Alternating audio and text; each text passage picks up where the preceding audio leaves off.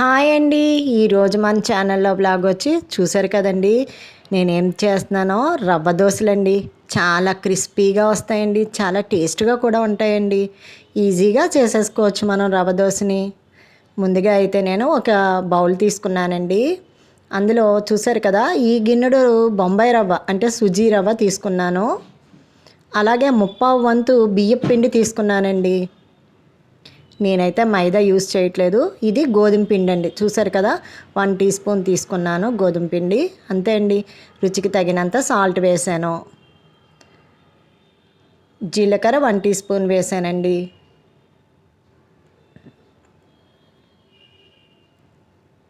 సన్నగా కట్ చేసిన కరివేపాకు, కొత్తిమీర వేసాను. అలాగే పచ్చిమిర్చి కూడా సన్నగా కట్ చేసి వేసానండి. సన్నగా తరిగిన అల్లం ముక్కలు కూడా వేసానండి. అల్లం వేస్తే చాలా టేస్ట్గా ఉంటుంది. 2 టీ స్పూన్లు పెరుగు వేసానండి. పెరుగు వేయడం వల్ల క్రిస్పీనెస్ బాగా వస్తుందండి. చాలా బాగుంటుంది టేస్ట్ కూడాని.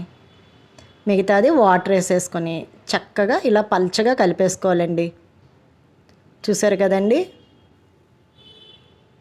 ఇలా కలుపుకొని నేను ఒక పావు గంట పక్కన పెట్టేసుకుంటున్నానండి. ఎందుకంటే రవ్వ బాగా నానుతుంది అన్నమాట. కొంచెం వాటర్ యాడ్ చేసేసుకొని పక్కన పెట్టేస్తాను.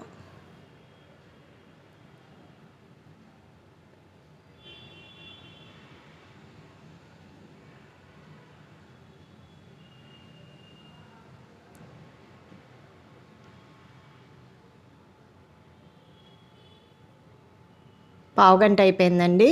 చూసారా, మూత తీసాక పైన అంతా వాటర్ కింద తేలింది. కానీ ఒకసారి మొత్తం అంతా కలిపేసుకోవాలండి. రవ్వ దోసకి చాలా పల్చగా కలుపుకోవాలండి పిండిని మటుకు.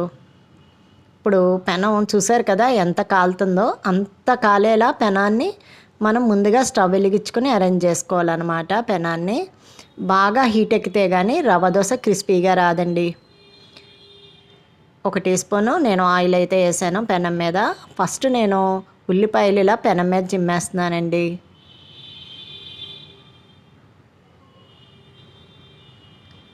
ఇప్పుడు బ్యాటర్ని నేను ఇట్లా వేస్తున్నాను అనమాట. చూసారా, పొయ్యి మీద పెనం మీద వేస్తుంటేనే అలా చిల్లుల కింద కనబడుతుంది కదా, అంటే మనకి రవ్వ దోశ క్రిస్పీగా వస్తుందని అర్థం అన్నమాట.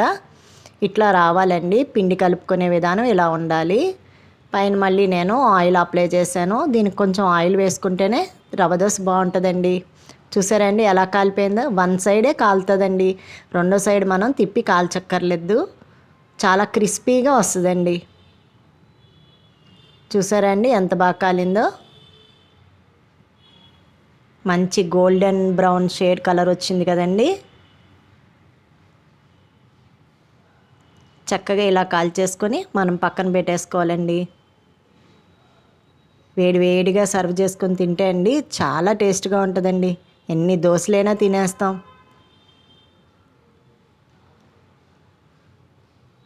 అలాగే మళ్ళీ ఇంకో దోశను కూడా వేద్దామని నేను ఉల్లిపాయతో ముందు తుడిచి ఆయిల్ అయితే వేస్తున్నానండి.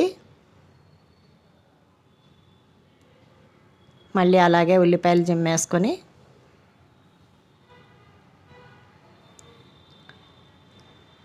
మళ్ళీ బ్యాటర్ని వేసేస్తున్నాను. అట్లు ఎప్పుడు ఇది సిమ్లో పెట్టుకొని వేసుకోకూడదండి. హైలోనే వేసుకోవాలి. అప్పుడే మనకి క్రిస్పీగా వస్తాయన్నమాట. ఒక 2 అట్లు కాలేటప్పటికి మిగతా అట్లు ఇంకా చాలా తొందరగా స్పీడ్గా అయిపోతాయండి. ఫస్ట్ మటుకు స్లోగా కాలుతుంది, తర్వాత నుంచి ఇంకా స్పీడ్గా కాలుతాయండి. ఏదైనా మామూలు దోశల కన్నా ఈ దోశలు కొంచెం నెమ్మదిగానే కాలుతాయండి. అలా కాలితేనే మనకి క్రిస్పీనెస్ వస్తుందండి. ఇది కూడా చక్కగా కాలిపోయింది చూసారా.